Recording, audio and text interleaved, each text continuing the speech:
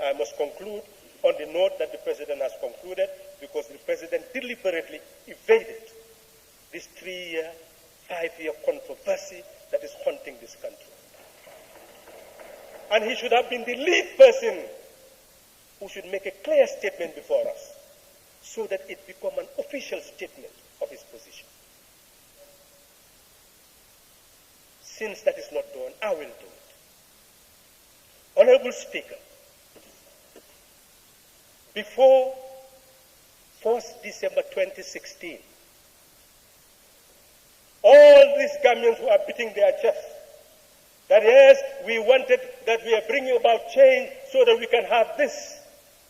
I must say that 99.9% of Gambians never expected that change will happen. That is the truth. You expected nothing after 2016.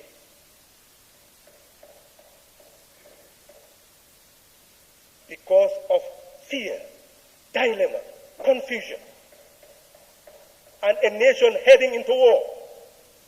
Some of the people who are in certain parties who are part of the ruling feel that, well, we were going in the right direction, but eventually this brought about the change. We were heading towards war. The APRC headquarters was burnt. And many more of that was coming. Who knows, we may have ended up with a Gaddafi situation. Who was stronger than Gaddafi? Who on earth was stronger than Gaddafi? So this change was not a change for this party or that party. It was a change to save the Gambia, so that we will not lose this country, because we were heading towards losing it. So nobody should look at the past that brought us together for a project of saving the Gambia. To create a Gambia where all of us will see ourselves, all of us will own, all of us will belong to, no matter the past, no matter the present. That was the objective. One Gambia, one nation, one people.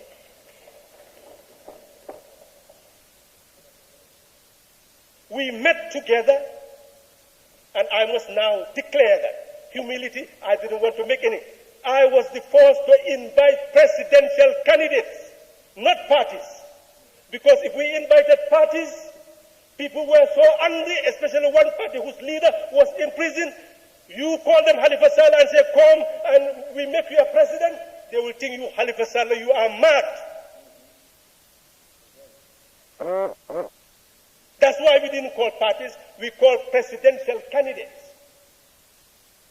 And discuss until we can see that at least the presidential candidates are identified, no newcomers will come.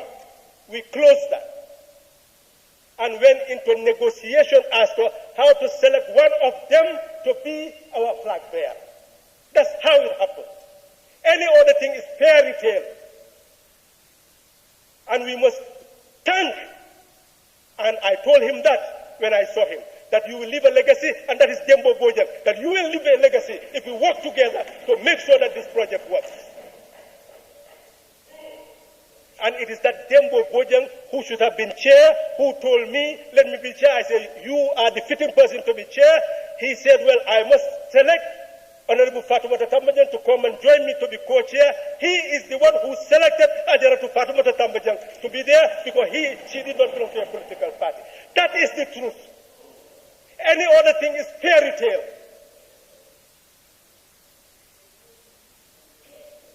We met. We eventually agreed because none of us could be president. None of us could sell himself or herself. None of us could sell his party or her party. That is why we say let's develop a tactic that can build confidence within us. So that whoever is selected, everybody will go and fight so that you are there. That is what brought about the 3 years. That let us meet, let us agree. If we have 3 years, you will not stand in the next election, you will also not support any side, then we will have a level ground for multi-party contest, and Gambia will be the most democratic country in the world. That is the agenda. So those who talk about 5 years, when that 5 years was being discussed, we knew that that's what the Constitution says.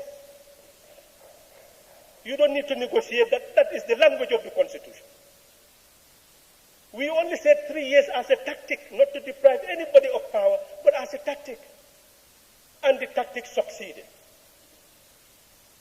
We changed the country.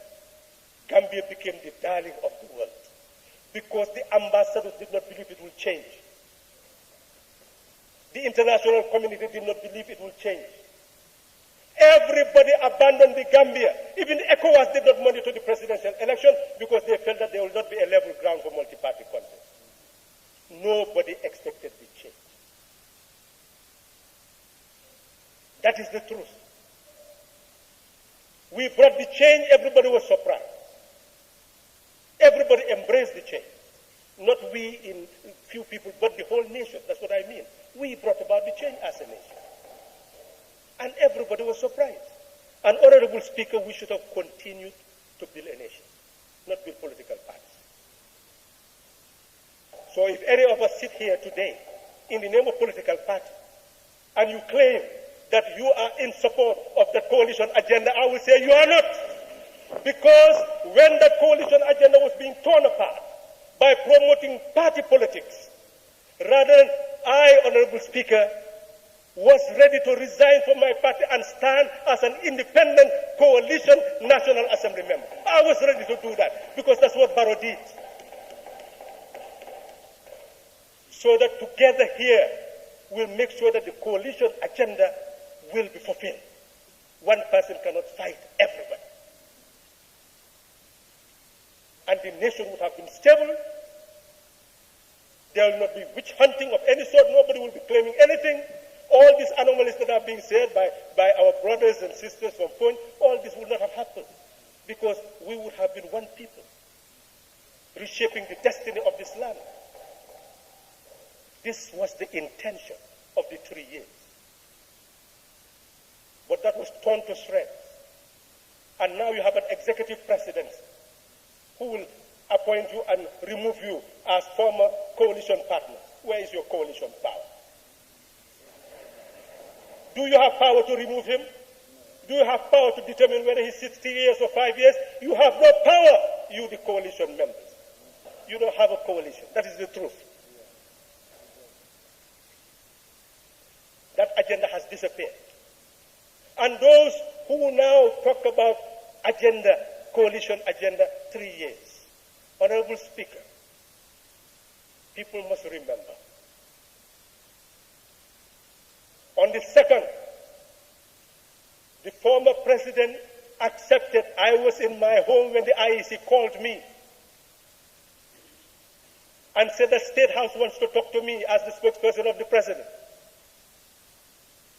I said, give them my phone. Honorable Balaji called me and said that, well, State House wants to talk directly to the president to concede.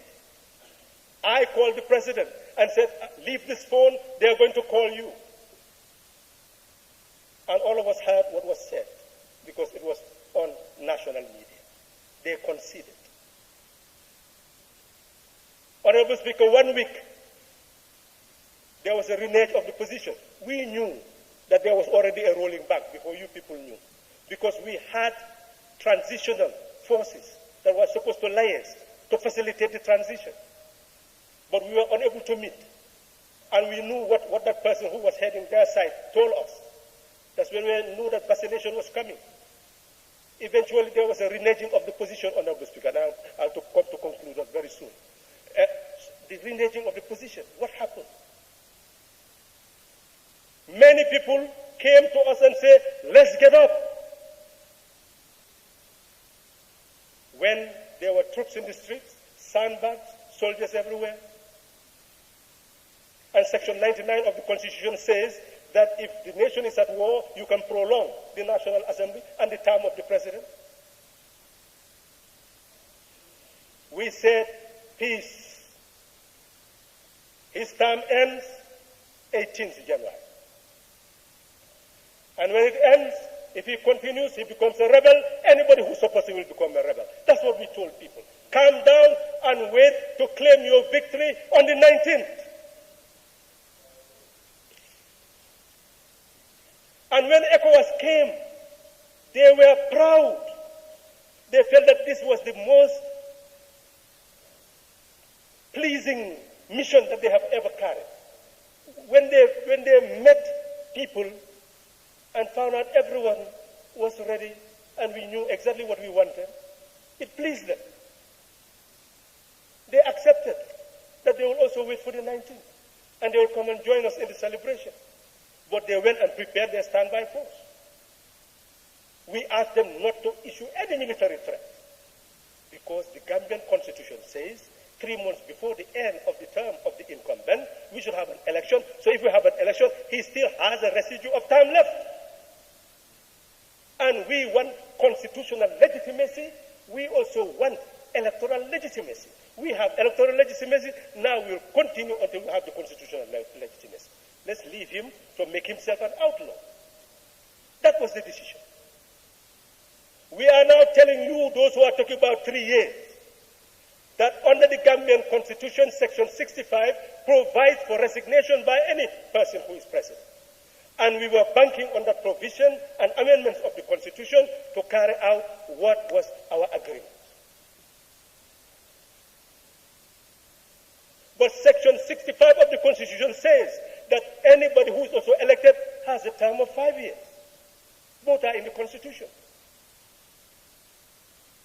So if you elect a person based on Section 65 with an agreement that we all cherish to save a nation, and he comes and says that, well, now I'm going to serve 5 years, what are you going to do? Overthrow the person?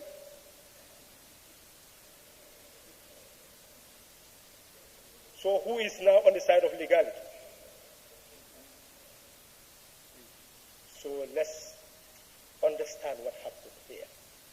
And Honorable Speaker, let me come to this conclusion. On the 20th of January, nobody could predict whether bombs will not fly everywhere in the country. Whether it was land, sea, or air, some people felt that change will never come except through war. That trajectory was changed by people in this country and dealing with the right forces.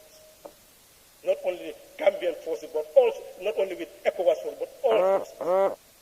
For them to see that internally we were at peace. Because on the 20th, everybody was inside. Where were you? Inside the homes. The streets were empty, markets empty, everywhere was empty. Who was going to remove the person from the State House? People in their homes? And Honorable Speaker, when there was resistance, you hear some young people say, we the young people, we did it. Honorable Speaker, they came and said, Gambia has decided. Start tearing things down. When the man said now that he's not going, what happened? They start arresting people. Nobody dared to put on those T-shirts. Some ran to Senegal. I'm not trying to, caricature people. I'm telling you the fact. These are facts I don't want to say, but you were forcing me to say it. And I will say it. And I was there calling me and the president to see how they will be released, those arrested, until we settle everything down. This is the truth. So where is power? It's the might of the people, the might of democracy that has made it possible for him to be sitting where he is and for us to be sitting where we are. It's the might of democracy, not the might of an instrument of coercion. That is the reality. So it is the president who can honor his mandate as per the coalition or honor his mandate as per the Constitution. But as soon as he became president, he could no longer be controlled by the coalition. He is now under the mandate of a Constitution. If he respects us and respects our will, So he be it.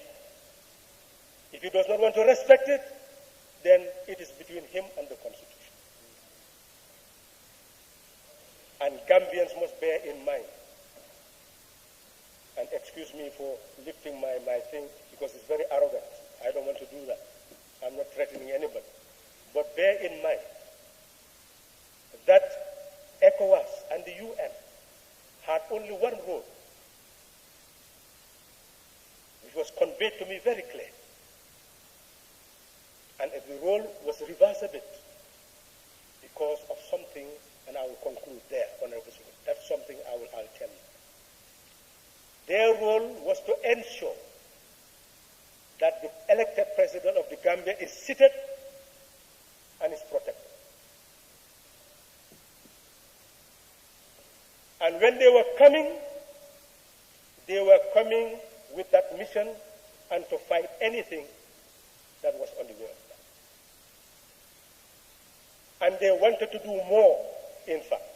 We reversed that process and told them that here you will find no threat. Because all the security chiefs, everybody was united at that time that it's finished. Now everybody will owe loyalty to the new administration. So they were told that they will receive no threat, and they came in and received no threat. And all the workings were done to ensure that they live in harmony with the security forces in the Gambia. All that was done, negotiated, and people put in between. And we had the peace. But, Honorable Speaker, if there was resistance, there will be war, and we will not be here. I am still saying to Gambians that if you cannot manage your own security, outsiders will come and manage your security for you. If you cannot manage your own security, outsiders will come and manage your security for you. And that's what we wanted to prevent. That's why we asked them to change their mission to make it a mission of solidarity. And that worked in practice. But it's not a matter of law. It was a matter of practice. And they saw it. That's why they came and mellowed, and nobody could even see them, to the point that they were playing football because of the peacefulness. Because they saw that on the day that President Barrow was coming, thousands of people from the airport to his home were in the street to welcome him. Why would you need security under those circumstances? So in short then, Honorable Speaker, those who are talking about 5 years are wasting our time. Those who are talking about 3 years are correct if it is the 3 years of our coalition. But if it is another 3 years, they are wasting their time. Our 3 years has been wrecked. It cannot be reversed. It is history. Only President Barrow can redeem himself and say that, well, I will respect it, and then we proceed. But if he says that he does not respect it and will not respect it, well, it's left to him. Halifa Sallah will not come and give excuse for him that because of a transition, a CRC, or that is why he should stay in power. That will never happen. Because the CRC, we could have changed the constitution in 1 year. Honorable Speaker, let me therefore ask Gambians that this country does not belong to President Barrow, it does not belong to Halifa Sallah, it does not belong to this National Assembly, it belongs to the Gambian people. They are the ones now who must understand that a government, I'll conclude, Honorable Speaker, I know that I've taken too much time, but because of the situation, that's why I'm clarifying it. A government must be criticized, must be scrutinized, must be restrained, and then must be changed according to the Constitution if you believe in democracy. But change by overthrowing it if you don't believe in democracy. Overthrowing a government which does not have any means left for people to change it through the ballot box may become necessary. To overthrow a government which does not create any democratic base for the existence of a citizenry may be necessary. But where a government can be removed through the ballot box, you look for the term limit established by Constitution and then abide by that term limit and remove that government should you believe that restraining, scrutinizing, and criticizing it is not enough, that it cannot deliver, then remove it when the time comes.